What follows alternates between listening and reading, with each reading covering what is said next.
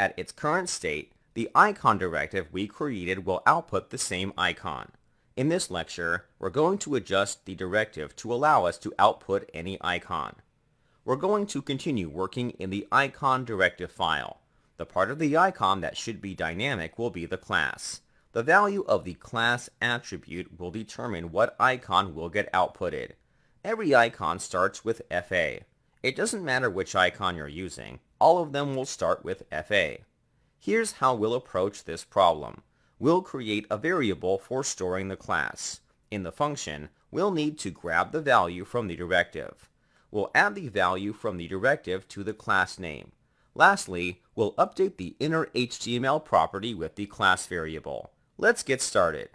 We're going to create a variable called icon class. The value for this will be the value we have in the class attribute of the icon.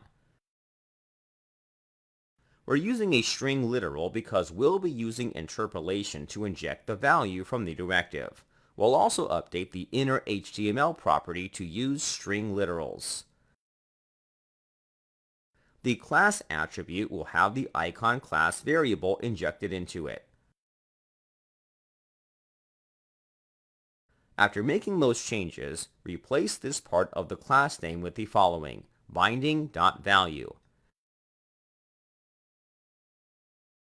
The binding object holds the value that gets passed into the directive. We can access the value through the value property. The binding argument currently does not exist in the function. We'll need to add it to the parameters of the function. We're finished. This directive will be able to output any icon. We'll need to update the home component because that's where we'll be using the icon directive. The icon we previously used was called headphones alt. Pass that in as the value. Make sure that you're passing this in as a string. Directives expect an expression. Once you've made those changes, switch to the browser.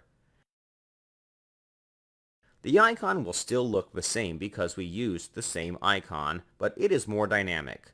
We can use the directive to create almost any icon from Font Awesome. This is one way you can make directives dynamic. There are alternative methods of making the directive dynamic. We can use what Vue calls arguments. Arguments are the values you pass in after the colon in a directive.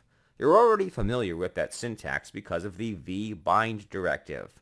Let's use an argument to allow us to override the icon completely. In some cases, we may end up using a different icon set from another library. The icon set may use different class names than Font Awesome. We'll want a way to override the class names the directive generates entirely. Let's go back to the editor. In the home component file, add a colon after the vIcon directive. The value after this will be interpreted as the argument. We're going to update the directive to allow us to completely override the classes instead of modifying a portion of it. We're going to call the argument full. If the full argument is present in the directive, we'll allow the developer to override the class for the icon completely. In the icon file, after the icon class variable, add a conditional statement that checks if the binding.arg property is equal to full. The arg property will hold the argument value if one is passed in with the directive. We want the argument to be optional, so we're checking its value before we make changes to the class. If the argument is present, we'll reassign the icon class variable to the binding.value property completely. There is a limitation to this. We're limited to one argument at any given moment. You could check for different types of arguments, but only support one at a time. For our example, one is enough. Let's give things a test. If you refresh the page, you'll notice the icon is missing. This disappearance is because we're passing in a class that doesn't exist.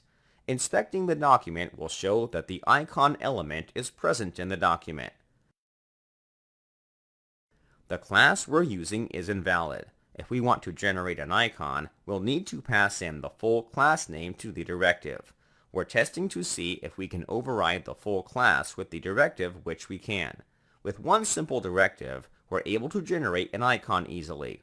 Before ending the lecture, I will remove the full argument from the directive in the home component. We don't need to use it. In the next lecture, we're going to learn how to add modifiers to our directives, which are somewhat of an alternative to arguments.